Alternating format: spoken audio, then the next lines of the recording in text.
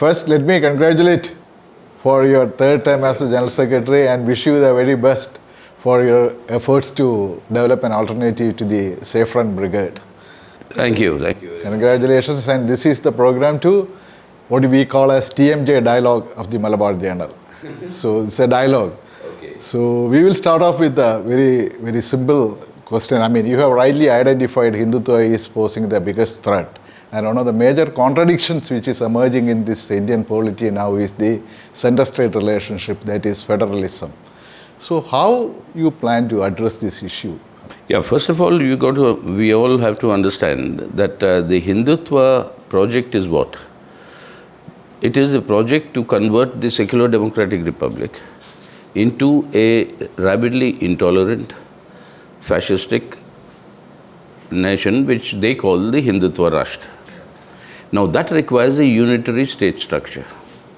It requires a centralized authority, like all fascistic projects require, which means the destruction of the India's federal structure. India's constitution, Article 1, states that India, that is Bharat, is a union of states, unquote. Yes. Without the states, there is no union. Yes. And that is the essence of federalism in India. Yes. So by seeking a unitary state structure, they are also destroying the basis, foundation of the Indian constitution. Now this is a very serious matter. How do we address this? It is only way that we can do it effectively now, according to me, is to bring together all the chief ministers of non-BJP state governments on the issue of restating and reaffirming our commitment to federalism. Now you have large number of states in India which have governments led by the regional parties. All of South, except for the Karnataka, which they have usurped, illegally, they have a government there, BJP. And Odisha, Maharashtra, Delhi, Punjab now.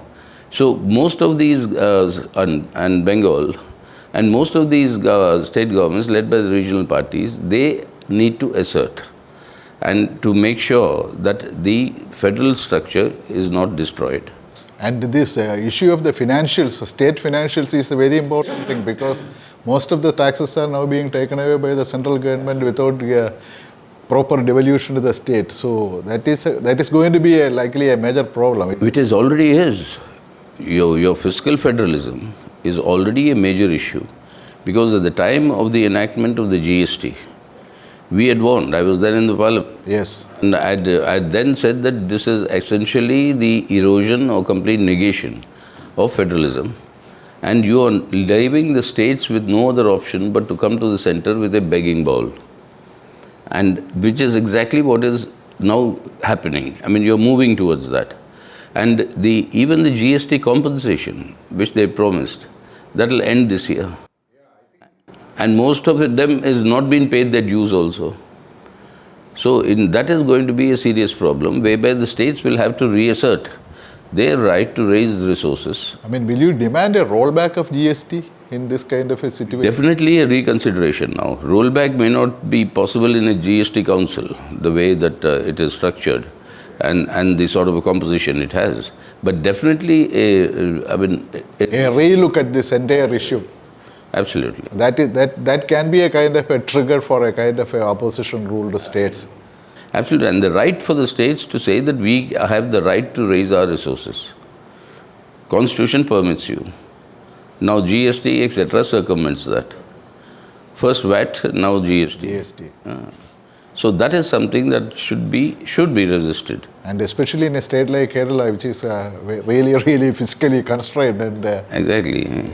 And you see, and especially in a receiving state, yes, like Kerala, I mean, which is what it is. I mean, it is a severe constraint because you also have very severe limitations on resource mobilization internally.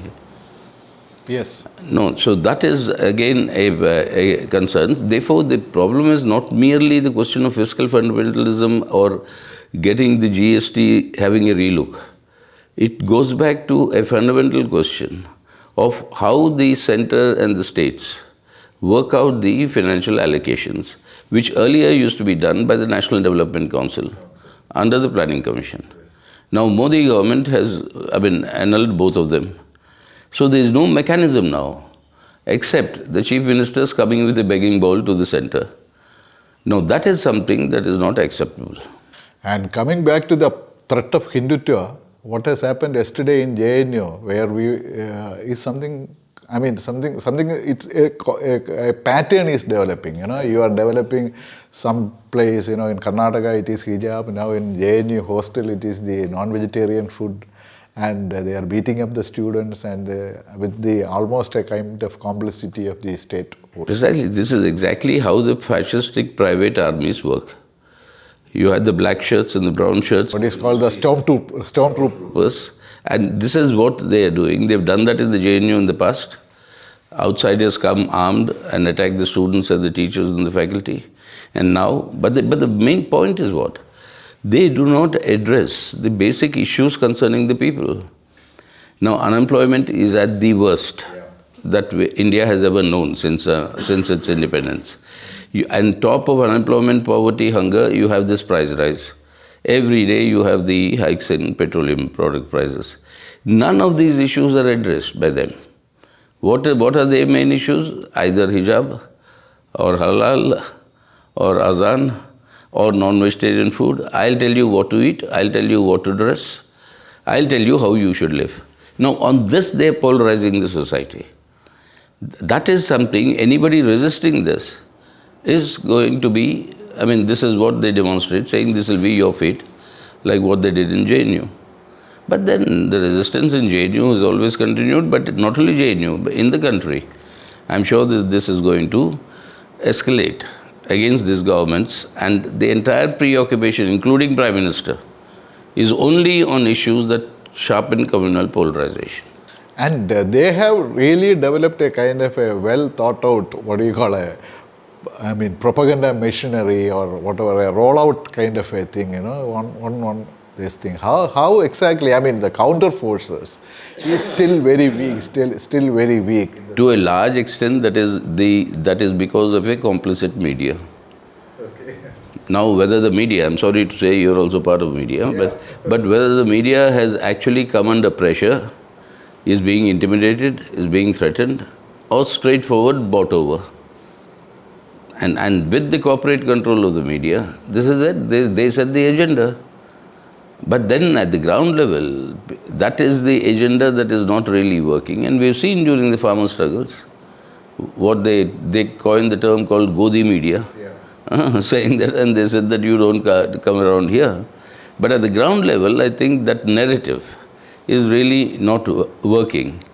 But at the same time, the power of communal polarization is something we must all recognize. Except these left parties, I don't think that any other political parties, even at the state level, maybe DMK may be an exception, other parties are not so forthcoming in their... They'll have to, if they have to survive. You're right. At the moment, many of them don't appear forthcoming. Even your Congress is not forthcoming. It is up to the Congress, the way they want to stand, what is their position.